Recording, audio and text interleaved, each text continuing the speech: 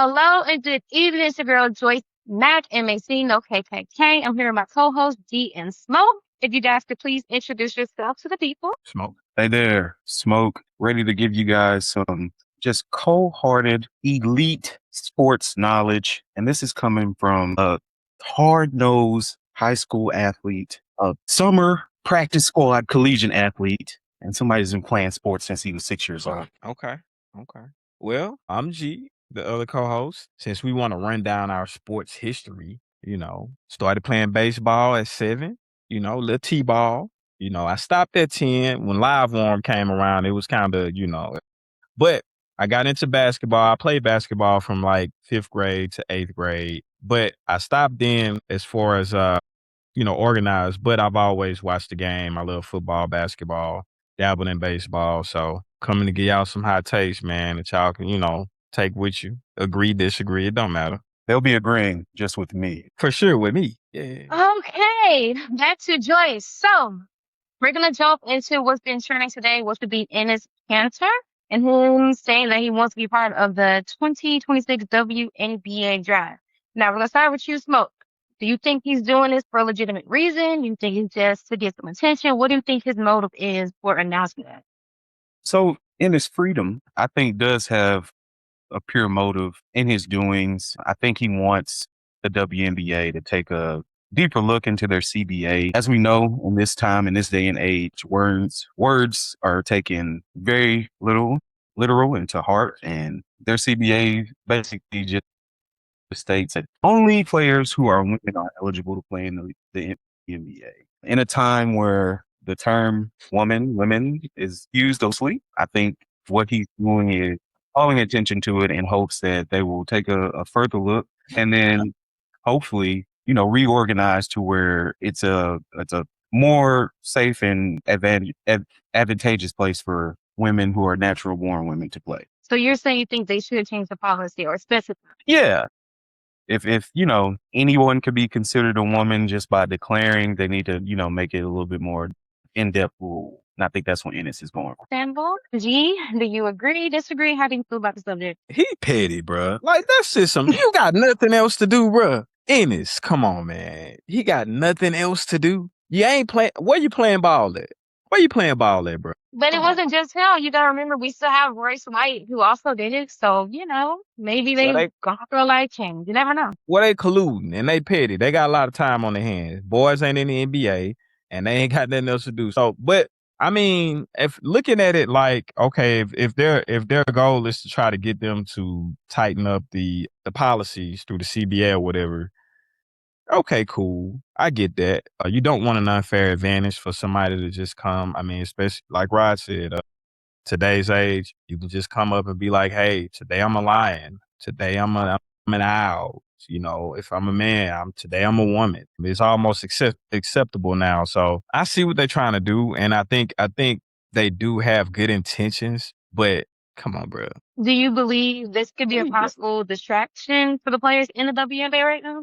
Or you think they don't care? How do you think they feel about it as players? I don't really think they too much care about it.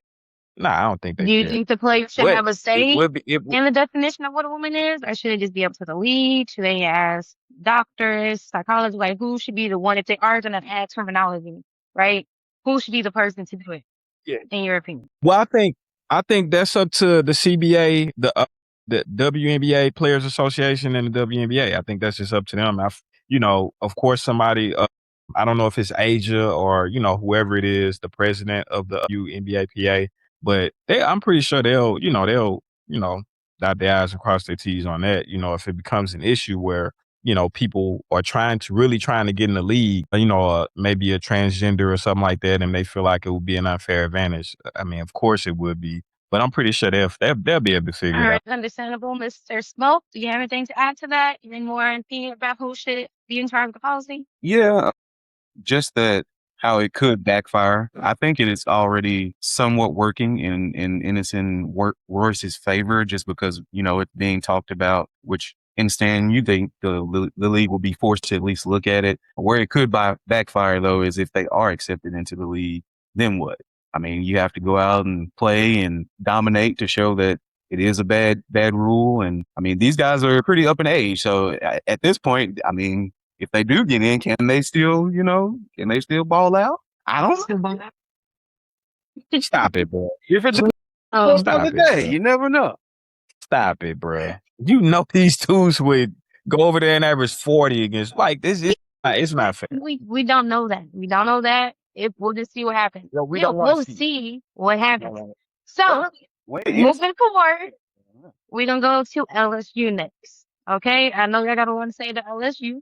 So my first thing or question to y'all would be again, if they do not make it to the playoffs, is it okay? Are we all right? Or is it done with the whole program? That's on We're me. gonna Or do Mr. G. okay. No, it would not be all right. I think we have a lot people that push for LSU. We have a lot riding on this year. You know, we have a new quarterback transfer from Arizona State. We are pretty high on him. We got Lane Kiffin. You know, we seen what he did with Ole Miss in just a few seasons. You know, we spent a lot of money, NIL to get Lane. You know, we spent a lot of bread. So, and it's LSU. We have that expectation every year to at least make it to the playoffs. So, with the changes we made, I feel like upgrades. We should definitely make the playoffs, and it would definitely be an upset. It definitely would be underachieving if we Do don't. you feel like there's more pressure on Lane to like pull us through or on the quarterback? Who do you think has more pressure? Or who do you feel like should be the one to make sure that happens? If you had to pick one, you're going to pick one. I'm gonna say Lane. Okay. Lane because of the situation he left. Him being who he is in college football as a coach, he's a pretty established coach in college football. So I'm gonna say Lane for sure. Okay, Mr. Smoke. Hi. Same question for you. When it comes to LSU, two parts. If they don't make it to the playoffs, how are you feeling in your heart and your soul and your spirit and your body? And then who do you feel like it falls on responsibility to get us there? Is it going to be quarterback, coach? Go ahead. So LSU not making the CFP, it's gonna hurt. It's gonna hurt in all those ways, mentally, physically, emotionally. I mean, we've been on a downturn for a while now. Like G said, we've made strategic changes to hopefully turn that around.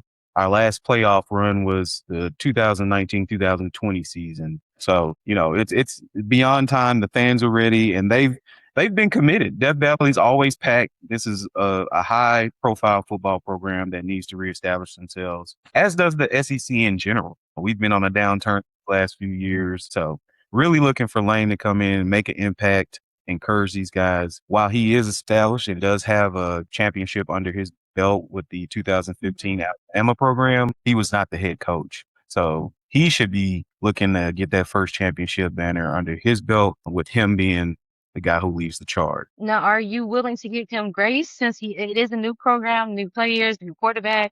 It's a lot of firsts. So, like, are you going to give him grace if they do need time to kind of learn each other on and off the field? Yeah, 2 games. He can lose 2 games and still get in the playoffs, and we'll go from there. Not expecting a perfect season, understanding that, we are in a new phase, a new regime change, so there's going to be a learning 2 curve. games. Yeah. You get 2. Oh, you're agreeing with that, Z. It's 2. That's it. You get 2. And they better not be old. It better not be old. You say Clemens? I'm sorry. Clemson is one of our bigger games on the schedule. Can't really say for sure. You know what? I'm gonna say this: you beat Bama, pretty much everything else is on the table.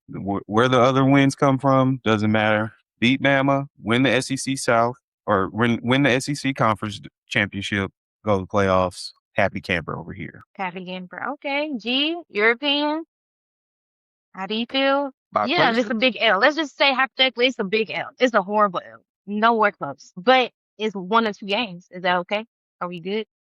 I mean, is this the first game of the year for us, or that's the first game? That's tip off. Man, if he lose that first one, we'll give him some grace. It's the first game. You can't lose the second one though. I don't care who it is. You can. But if they lose, do you feel like it will set the tone if they lose that game to them on the first game? Like, do you feel like their morale is going to be able to be like up? Or are they going to kind of just like? I believe even if we were to lose to Clemson that first game, I believe we could shake back and still have a good season, still make the playoffs for sure. Yeah. Okay. Smoke, you agree? Y'all can bounce back if y'all lose horribly. 0 points, nothing on the board. You're good. Whoa, 0 points nothing on the board is kind of crazy. I I'm think just going. the type of loss does matter though. Yeah, dude. If we are to lose to Clemson on the first game, it needs to be a respectable loss for sure. I think, if we lose it too big, it could, damage us, the morale. And going into week 2, now we lose to LA Tech after losing to Clemson, it's looking kind of like a wash at that point. So yeah, I think you are correct. The type of loss does matter.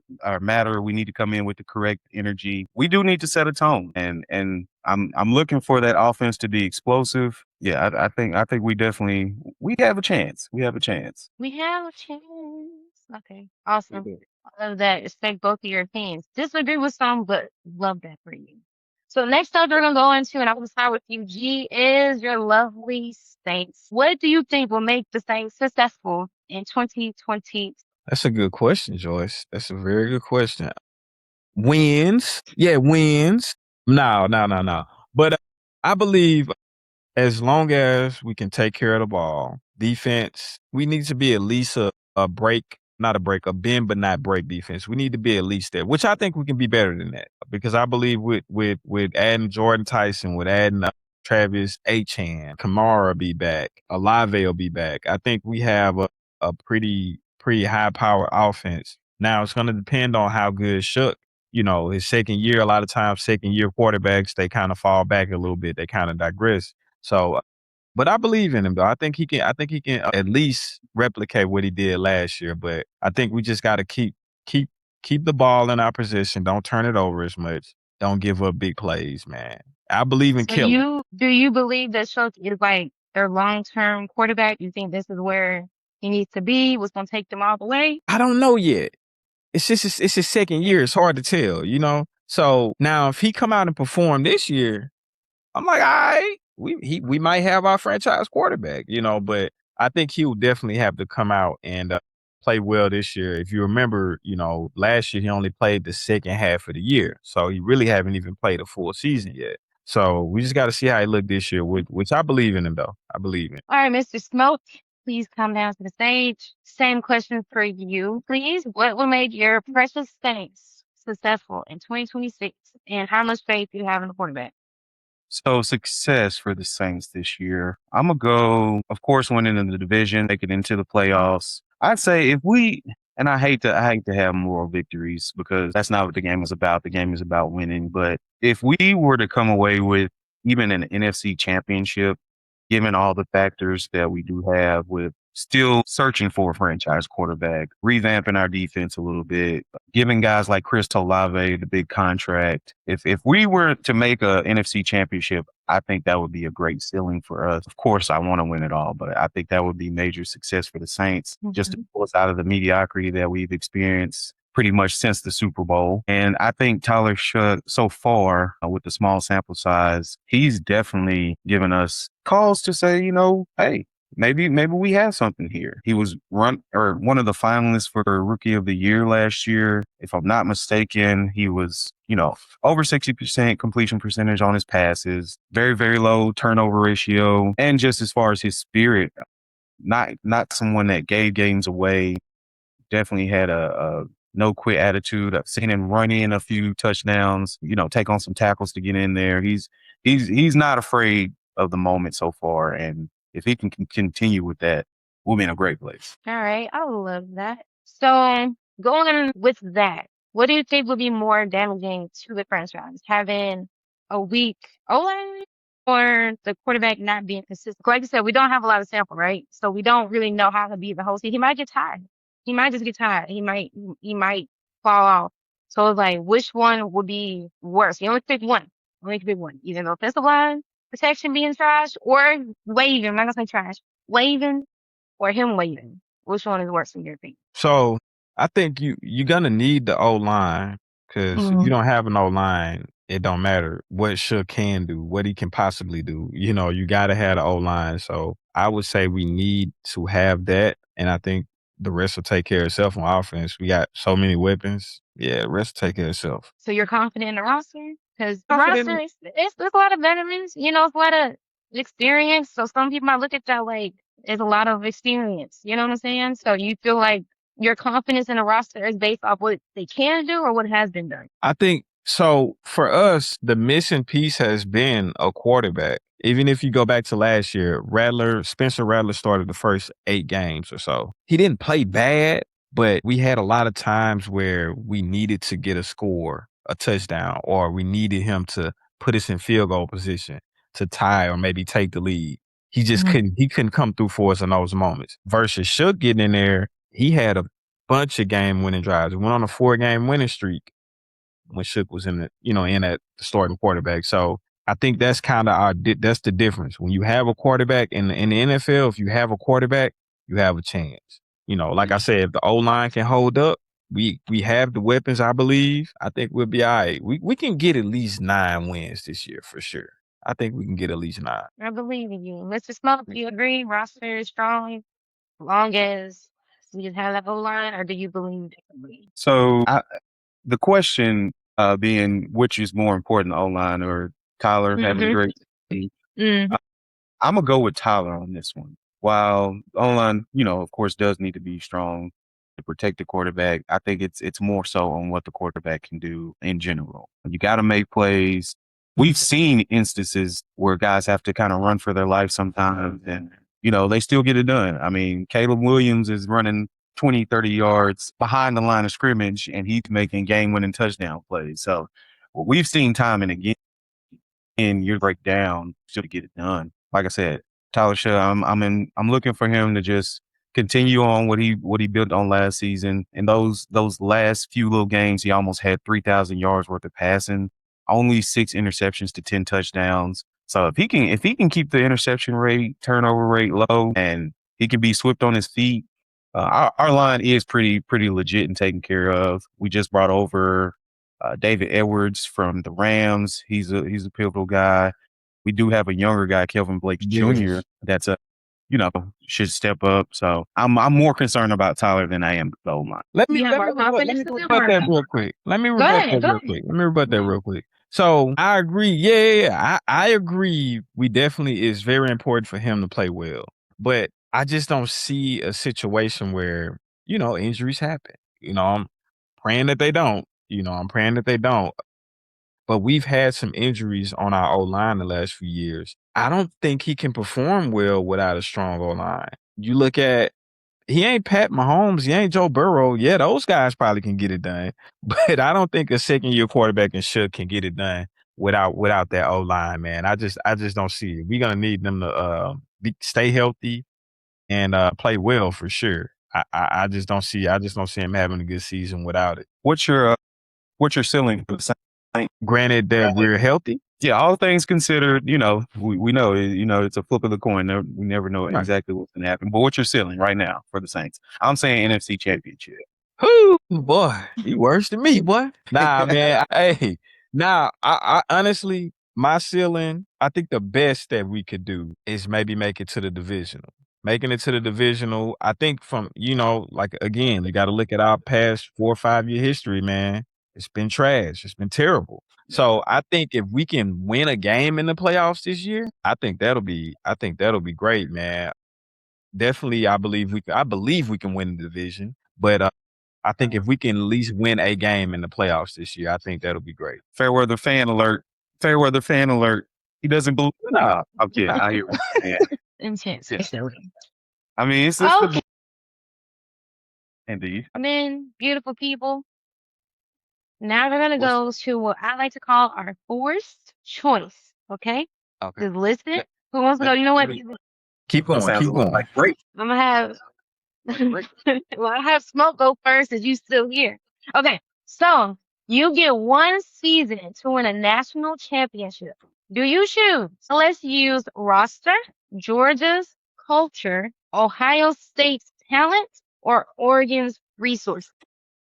What resources? That's tough. One. That's tough. Well, I'm gonna say this. As far as Oregon's, resources, I mean, yeah, you look good, you play good, but it's just a bunch of nice stuff. I ain't worried about that. I'm gonna go kind of with I'm gonna go with the talent of Ohio State. And not to downplay LSU's roster, but we've seen firsthand Ohio State produces top tier talent, especially at DB skill positions. We had a guy that was a game changer, for a brief moment on the Saints team, Marshawn Lattimore before we let him go. So that'd be my answer. Right. You get one season to win a national championship. Do you choose LSU roster, Georgia's culture, Ohio State's talent, or Oregon's resources? What is it from Georgia's culture, right? Their culture. Ain't that's a good one. Right. Smoke already took Ohio State. Yeah. So because I plan on us winning the Natty this year anyways, I'm gonna go LSU. I'm gonna just go LSU, but now, man, and I believe LSU. I think we're gonna have a big year this year. I think we're gonna have a bounce back year. I think I'm just looking at what Lane did with Ole Miss, man. I'm like, bro, you got way more resources over here at LSU. Who don't want to come to LSU? It's we recruit the 4-5 stars, man. That's what we do. So, and we even get the top guys out of the portal if we want them. But I'm gonna take LSU's roster though for sure. Yeah. All right, LSU for the win. I kind of figured you were gonna say that. Like you picked exactly what I thought. Yeah. Okay, no surprise. Tiebreaker for us, Joyce? Where would you go with it? You have a tiebreaker for us? Or would you? I had picked earlier. I had picked Ohio State's talent because I had picked that earlier. I didn't want to say my opinion first, but that's where I went to because I talked to my dad. So really, whatever he said, not. Hey, smart man. Doesn't mean I won. I just didn't lose. Okay, dokie. Now we got final word. Put your name on it. Okay, your name. Your word is bond. No pressure. Okay. So right now I want you both, including yourself, to give a prediction. Okay. First prediction, we're gonna start with G, because you walked away last time. What is your prediction on the Saints? How are they gonna do? Where are they gonna end up? Final offer. No ifs, ands, and buts. Final prediction, I believe, like I said earlier, I think we get to the playoffs. We win the division, get to the playoffs, win a game in the playoffs. Period. All right, Mr. Smoke. One college football prediction. One college football prediction. Redemption year for the SEC. At least 2 SEC teams in the college football playoff. Okay. Fuck that T. And for me, a prediction about the India or WNBA. I'm going to do WNBA, so this is what we talk about, girls and girls. I'm going to say that if and once the WNBA actually starts to speak about changing their policy, is then going to become like this raging political issue. Once they actually, if they make efforts to actually change their policies, I feel like it's going to be drama down the line with the transgender community. 100%. Yeah, that's my prediction. But I feel like right now, since it's not actually someone who is a transgender woman trying to get in, it's all hypothetical. But I feel like once they actually start making those changes and being vocal, it's going to be problems. That's my final prediction. And here's the thing, real quick. Talk to me. Y'all don't think that Enes Kanter and Royce O'Neal doing this is making, the transgender community, the ones that play basketball or whatever, you don't think they're thinking about trying it now? Yeah, I do. You know what I'm saying? Definitely. So really, he opening up a door that may not have. I feel like he's opening a door. I feel like, yes, what we look at, like you said earlier, like, oh, yeah, you're retired, you're not playing, you're just bored, you ain't got nothing else to do. But it's like, I feel like one thing people should do who do have some kind of like authority, I guess you would say, or people look at them, is to talk about things that are important. But sometimes when you sit down in front of a camera and you talk, straight to a camera about your beliefs, people don't care, they don't listen. So sometimes, unfortunately, because of social media, you need a wow factor, you need a shock factor, you need to be like, what the heck is we doing? So I feel like at the end of the day, if this is a real concern and he's like, hey, they ain't thought about this, and he could have just been, at the house smoking a cigar on some whiskey and was like, you know what, they should really think about that before it's too late, right? That could have been his motive, but the shock factor is like, now people are paying attention. I don't feel like if he made like one-off tweet about it, anyone would care. They wouldn't care. But I feel like because of how he did it, and then Royce White jumping in and saying the same thing, it's like, okay, we don't think they're serious, but if they were serious, what would happen? So now the conversation started. Right. Would definitely hope that they spark some change before it does get to that. I am surprised that we haven't seen more of a transgender presence in the WNBA as they, gotten in on certain Olympic events and things of that nature. But yeah, I think they definitely need to go ahead and change some rulings before it does get out of hand. And maybe, who knows, this will spark even a new league. I feel like this is kind of a piggyback on just the WNBA growing in popularity. Yeah. People noticing it more. So you never know. But that's my point, though. I believe him doing this will open the door for them to want to do it now. Right. You get what I'm saying? Yeah. I'm hoping they change it. Like it wasn't a thought necessarily. You feel like it might not have been a thought. But I don't know if I disagree with that because there have been transgender women in wrestling and swimming But and not other the W. things. So I feel like, yeah, I'm saying not the W, but I feel like eventually it was gonna come because I feel like maybe they just, haven't had a transgender person who even qualifies for it, first of all. Right. So yeah, you still had a super professional sport, still not qualifying. Just because you might identify as a woman don't mean you're good at the sport. So maybe they just haven't came across a transgender woman who's actually capable of joining. Well, when you tell somebody they can't do something, man, they make them They want to wanna do more. it. Make them want to do it even more, boy. But Thank you guys for your opinion, Mr. G and Mr. Smoke. I am Joy Smack, MAC, no KKK. The opinions were anonymous, and now the predictions are on record. This is Sports Anonymous, presented by Steel City Sports. And scene. I did on the first one. Jesus bless my boy. And then yeah. And